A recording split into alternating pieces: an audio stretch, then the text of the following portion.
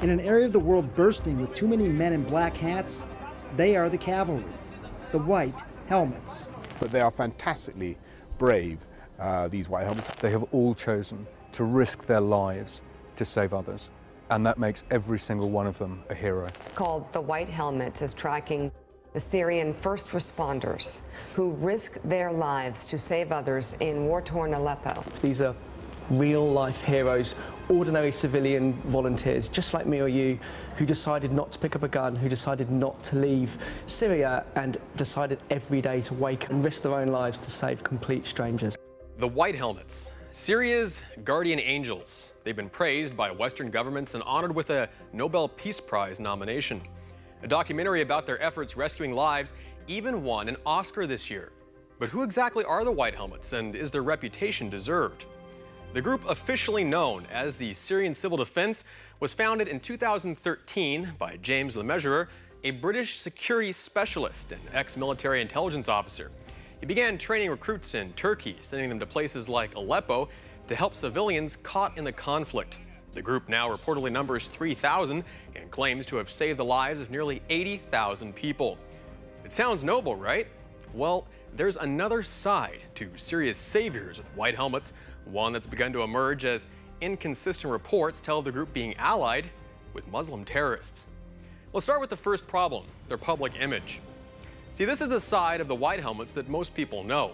These are scenes from the group's self-titled Netflix documentary, stirring images of selfless humanitarians rescuing babies from the rubble. But the problem is, the whole thing is staged. By calling it a documentary, most people think that an independent crew flew to Syria and filmed these harrowing scenes of disaster. But in reality, the entire video was filmed by the White Helmets themselves and sent to Netflix for production. Let's take this scene for example. This man walking casually down the street shouts up to a window to speak with his friend. We see the camera is behind him. But the very next moment, the girls reply to his question and the camera is on the other side of the street. There's no one behind him. That must have taken minutes to set up, but here it just seems like a single, uninterrupted moment. Another example, there's an airstrike, and these men rush outside, pointing to a tiny speck of a plane, suddenly shouting, "It's the Russians." But how could they possibly know? Syria uses Russian planes as well, but that one statement instantly portrays the Russians as the villains. It seems more than a little suspicious that a group would make a film about themselves, which also makes them look absolutely fantastic, like total heroes. What could be the motive? Perhaps it's the millions upon millions of dollars the group receives in funding from the West. So far, the White Helmets have received $43 million from the United States. That's in addition to what they've been given by the British government. White Helmets, I'm proud to say we're giving them another, I think, £32 million of funding as part of a wider £65 million package. The group even gets financing from Qatar, a known sponsor of terrorist groups operating inside Syria, including Al-Qaeda and Al-Nusra Front. So why the tens of millions in hard cash from Europe, the United States, and even Japan? Could it be because the group also openly opposes President Bashar al-Assad? And many of the group's NATO donors have also openly declared their intention to see a regime change in Syria. What better way to stir up popular opinion against a government than with a relief organization that pumps out endless propaganda showing atrocities committed by that government? So what about that relief organization? What do we actually know about them? They purport to be rescuing civilians in eastern Aleppo and Idlib, yet no one in eastern Aleppo has heard of them. The White Helmets purport to be neutral, yet they can be found carrying guns and standing in the dead bodies of Syrian soldiers. And their video footage actually contains children that have been recycled in different reports. So you can find a girl named Aya who turns up in a report in month, say, August, and she turns up in the next month in 2 different locations. So they are not credible. Far from a grassroots NGO founded by heroic Syrians, the White Helmets are an incredibly well-funded international organization that spends the majority of its money on marketing. And they aren't volunteers. White Helmet workers are well paid. And in August of last year, they even threatened to go on strike because their payments were behind. Their marketing is managed by the Syria Campaign, which is run out of New York by a woman named Anna Nolan, who's never actually been to Syria. We've already seen some contradictory evidence that shows the so-called rescue workers appear to have a darker side. But after seeing their heroics in a documentary they made about themselves, what did the people who were rescued by the White Helmets actually say about them? We only ever see them helping the armed groups when there's an attack. Armed groups are given priority. They mostly help the militants. The hospitals were used to treat the militants. The terrorists would shoot at civilians to prevent them from receiving help from the White Helmets. They killed 6 families trying to escape East Aleppo for medical assistance. They don't help people. They only work when the cameras are on them. When the cameras are gone, they leave. They abandon people under the rubble. They told us to pull the bodies out ourselves. When they came to help the injured, they stole from them. If people were wearing jewelry, they cut it off. All of them are thieves.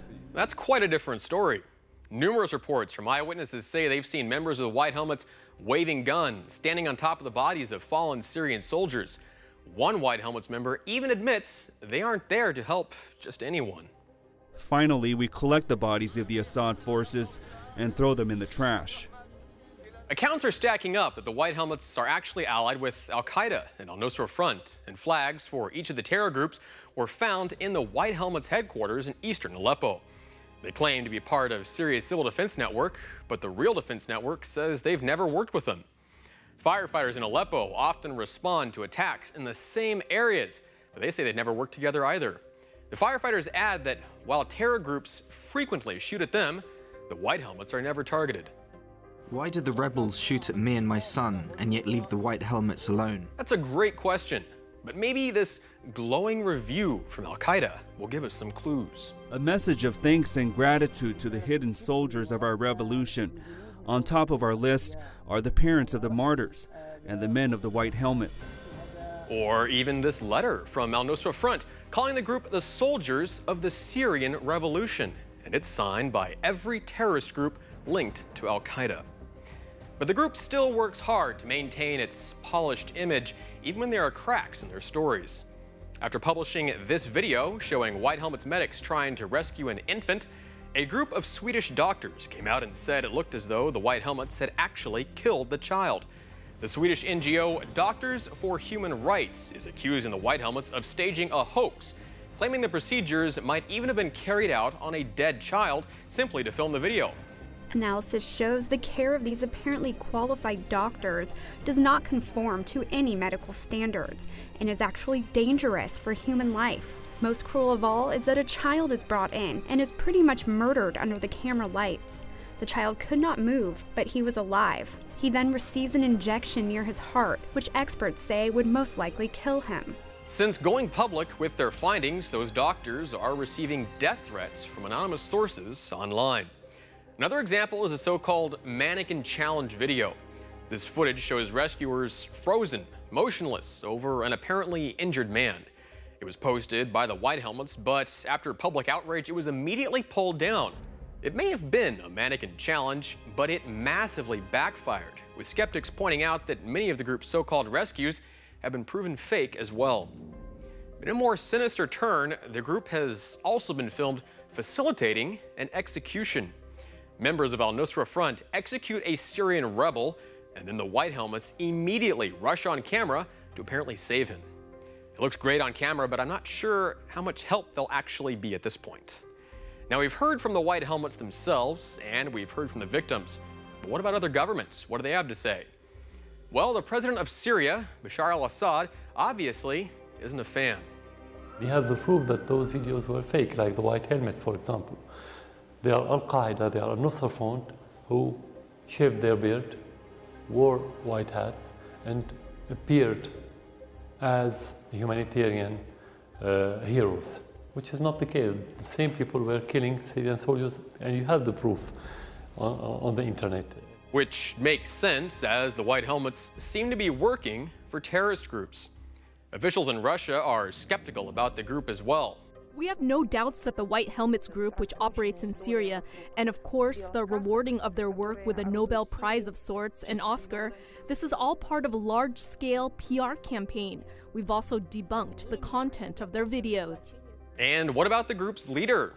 Riyad Salah, the head of the White Helmets, was set to accept an award from Interaction, an alliance of aid agencies in Washington, in April of 2016. But when his plane arrived in Washington, he was told that he couldn't enter the U.S. and that his visa was canceled. The State Department wouldn't give specifics, but officials said that he was denied after being screened, raising questions about his ties to terrorist organizations. Any individual in any group suspected of ties or relations with extremist groups or that we had believed to be a security threat to the United States, we would act accordingly. So we've reviewed the history of the White Helmets and explored their ties to Muslim terror groups. But how does that play into the conflict as a whole? For now, the White Helmets are still operating in Syria. They're working without oversight and without jurisdiction in a conflict zone at the center of a war that's been raging for over 6 years that now involves not only Syria, but Iran, Saudi Arabia, Russia, Turkey, Germany, France, the United Kingdom, NATO, and the United States. It's not clear what their actual role is or who they're really helping, despite their branding in the mainstream media as the saviors of Syria. So how do they play into the bigger picture? To understand this, let's hop back to April 4th, 2017. These are scenes from Khan Sheikhoun, a town of 50,000 people on the southern border of the Idlib province. Early in Syria's civil war, it was captured by the opposition, and then in 2014 it was overrun by terrorist forces from al-Nusra. But on April 4th, things really heat up. Reports come in that the town was attacked by a government airstrike. Immediately, Western media splashes TV screens with horrifying images of babies being burned by chemicals and men and women foaming at the mouth, all thanks to a chemical attack carried out by their own president. But let's take a look at the facts. First of all, who reported the attack? According to the Russian Foreign Ministry, the first reports came in from the Syrian Observatory for Human Rights and the White Helmets themselves. Now, we've already talked about the White Helmets' questionable relationship with the truth, but what about the Syrian Observatory for Human Rights? For starters, it's not even in Syria. It's actually run from Britain by a single man, Rami Abdul Rahman, out of his own home in Coventry. Both the Russian and Syrian military have documented inconsistencies in the observatory's reports numerous times, and independent analysts say that it shouldn't be trusted as a reliable source.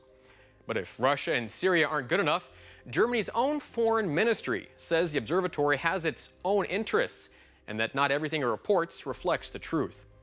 But despite all that, news outlets rush to report the attacks as gospel.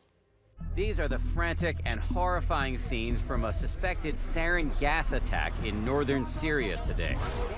This is some of the footage opposition activists posted online after the attack on the town of Khan Sheikhoun. And that's just it. Footage posted, stories told by opposition activists. Can we really expect an unbiased report from people who are actively and literally fighting a war to overthrow their government? All fabricated messages regarding this issue are produced by the White Helmets and the London-based odious Syrian Observatory for Human Rights. Neither the White Helmets nor the observatory can be trusted. They have already discredited themselves many times. And how about the rest of the people in the city? We believe it was false flag for one reason, and simple reason. If there was gas leakage or attack, and you're talking about 60 dead in that city, how could the city continue its life normally? They didn't evacuate the city. No one left the city. Life continued as normal. And this is mass destruction.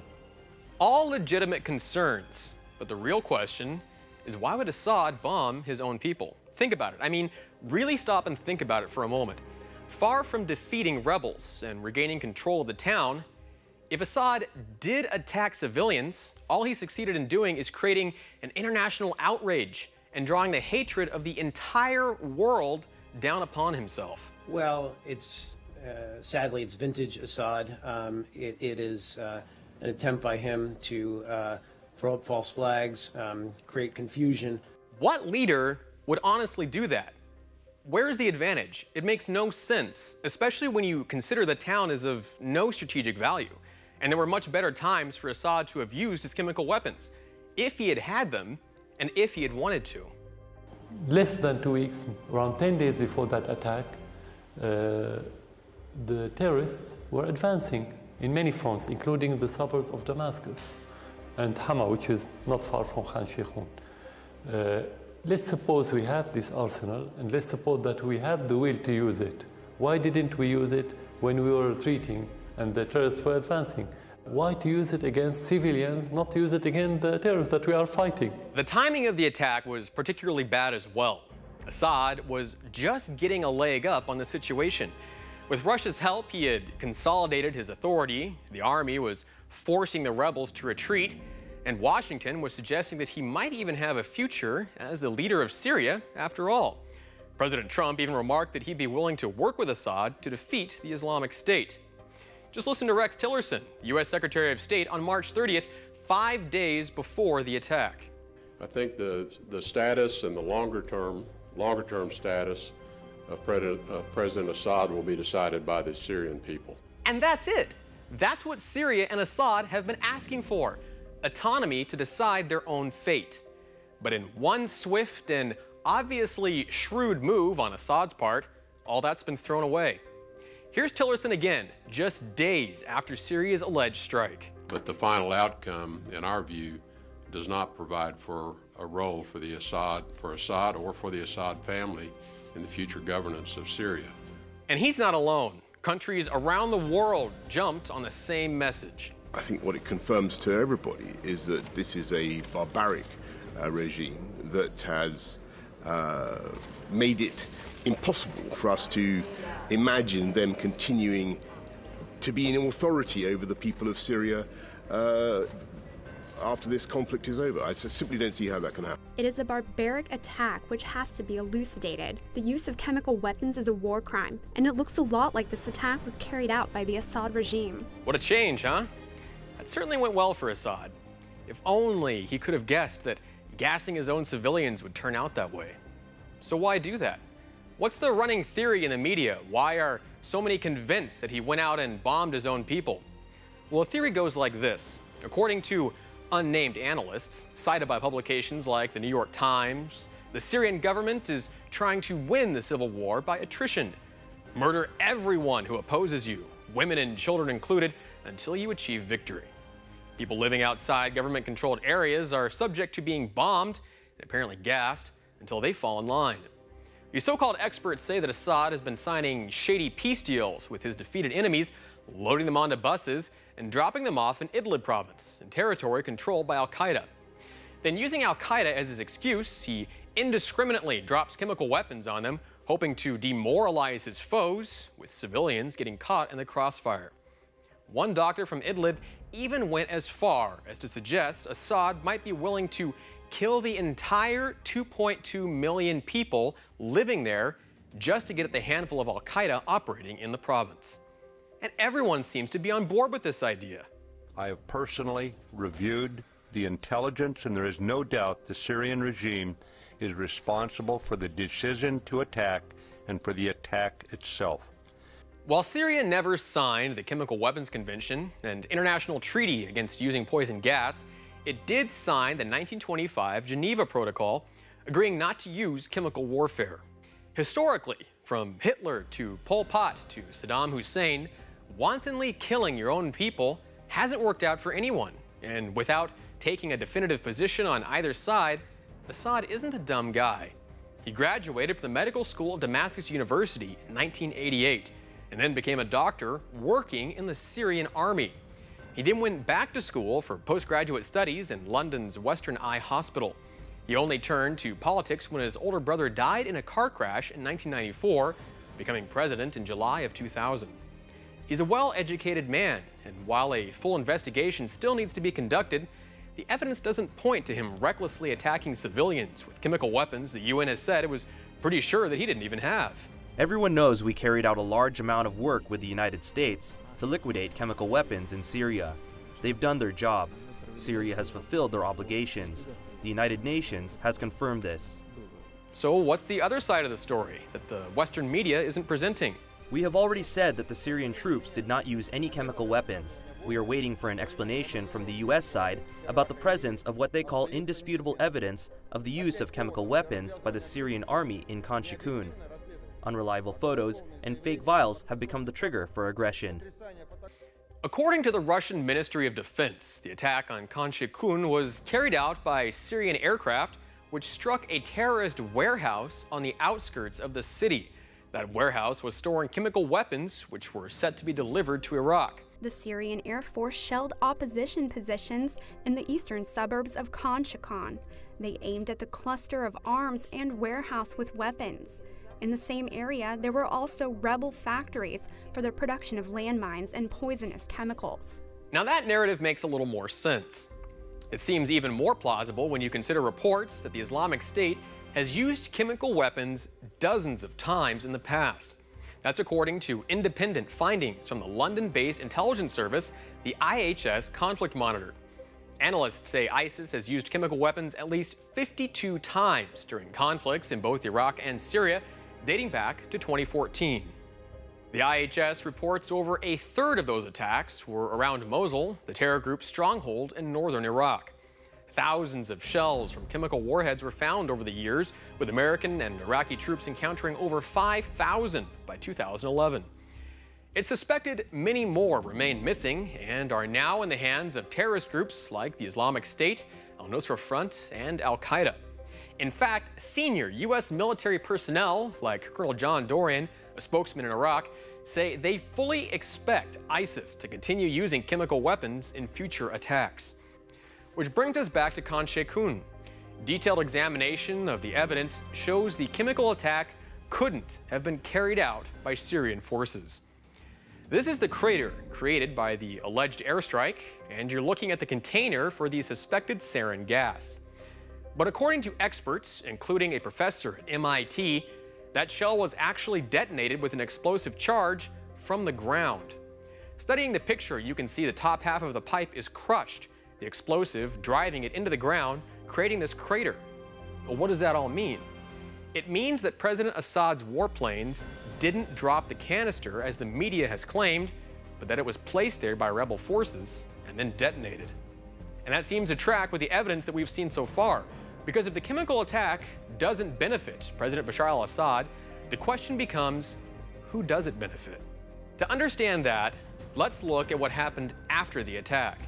Following widespread outrage towards President Assad, within days, the world was greeted with a new message. Tonight I ordered a targeted military strike on the airfield in Syria from where the chemical attack was launched. Just 2 days after the alleged chemical weapons attack, President Assad discovered the U.S. had attacked one of his air bases with 59 Tomahawk missiles fired from U.S. Navy warships. In one strike, the U.S. wiped out some 20% of Assad's air force. That all seems to work out incredibly well for the rebels. By attacking civilians with chemical weapons, they managed to turn the world against Assad once again. Then, as an added bonus, they even got the United States to fight their war for them, destroying Syrian planes and keeping the skies clear of aircraft. All without any proof that President Assad ordered the chemical attack. But with respect to the people of Syria, by us taking action and de-escalating what's going on in Syria, that's the greatest thing you can do to support those people. De-escalating the conflict there, containing ISIS, is the greatest aspect of humanitarian relief that we can provide first and foremost. So it was a humanitarian strike then. The U.S. did it to protect the people of Syria. Even though the U.S. airstrike reportedly killed 9 innocent civilians, including 4 children. All right, so it was for the greater good. Now, how about the Syrian people? What do they have to say about the strikes? I mean, we're supposed to be helping them after all, aren't we? We are against this strike. It's a strike against the Syrian people. The world knows these planes, which were destroyed, were protecting us, and they destroyed the airport too. This is the country's loss. We oppose the American attack. I don't want anything to undermine Syria's sovereignty. I want Syria to return to its former power, the former greatness of its people. We are welcomed in every country in the world, but don't belong anywhere but in our own country. So we've severely damaged Syria's air force, killed civilians, and made it easier for terrorists to continue carrying out attacks. What's the end goal here? Our impression that the West, mainly the United States, is hand in glove with the terrorists. They fabricated the whole story in order to have a pretext for the attack. Well, the end goal could be a no-fly zone over Syria. That would mean creating an area over northern Syria along Turkey's border, and in other areas like Hasaka, which would effectively block all Russian and Syrian planes from carrying out missions. The idea is to limit civilian casualties by preventing airplanes from dropping bombs. Interestingly, opposition forces and jihadists say it would be a great idea, and they've been demanding a no-fly zone for years. And Turkey, who's waging a war on ethnic Kurds along its southern border, is also a big fan of the no-fly zone.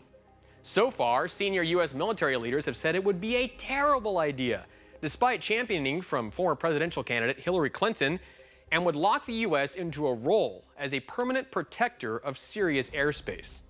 Perhaps unsurprisingly, the calls for such a zone were renewed following the latest alleged chemical attack by Assad. It's interesting how much terrorists have gained from this supposed attack and how much Assad has lost. But there's absolutely no doubt that he did it. We are not only waging a war against terrorists, but also against the mass media that takes every single anti-Syrian statement as absolute truth. We cannot fight the anti-Syrian information campaign in the Western media that supplies the news content to the majority of the world's media. And what about America's role in the story now? What does the road look like from here now that the U.S. is involved? Well, following the first U.S. attack on Syria in the country's 6-year civil war, President Trump may be reversing his previous position. And I really understand what's going on in Syria because you look at it, first of all, it's a total catastrophe, it's a total mess. And we're helping to make it a mess. Now, we have ISIS, and ISIS wants to go after Assad. But we're knocking the hell out of him, even though it's not a very full-blown thing. We're still dropping bombs all over the place, and, you know, look, they're not exactly loving life over in Syria. So now, after years of condemning Washington, Obama, and Hillary Clinton for meddling in the Middle East and overthrowing regimes, it seems Trump could be on the same path. Senior U.S. officials, including the Secretary of Defense, have warned that it would be a very bad idea for Assad to drop any more chemical weapons, suggesting military action if any more atrocities are committed. Well, considering how well that turned out for the rebels this time, and knowing that they have access to vast stores of chemical warheads, it's anyone's guess whether or not that will happen and how it will turn out. The vicious slaughter of innocent civilians with chemical weapons, including the barbaric killing of small and helpless children and babies, must be forcefully rejected by any nation that values human life. So what now? What's the real story? The real story is that no one knows the real story. All we have are massively conflicting accounts from groups that are diametrically opposed to one another. But the mainstream media still insists on painting a very tidy picture of events. And their version goes that Assad is a brutal dictator who savagely will attack anyone to stay in power, and the U.S. is doing its humanitarian duty by opposing him and punishing his regime with missile strikes based solely on evidence provided by an extremely anti-Assad group with clear ties to terrorists. Considering all these facts, the picture gets a little messier. The pieces just don't fit, and it's up to us to find the missing information and try and complete the picture, even though the narrative may not be mainstream media approved. One thing is clear, however. As the brutal war continues to take its toll, it's the people of Syria who are paying the price. For One America News, I'm Pearson Sharp.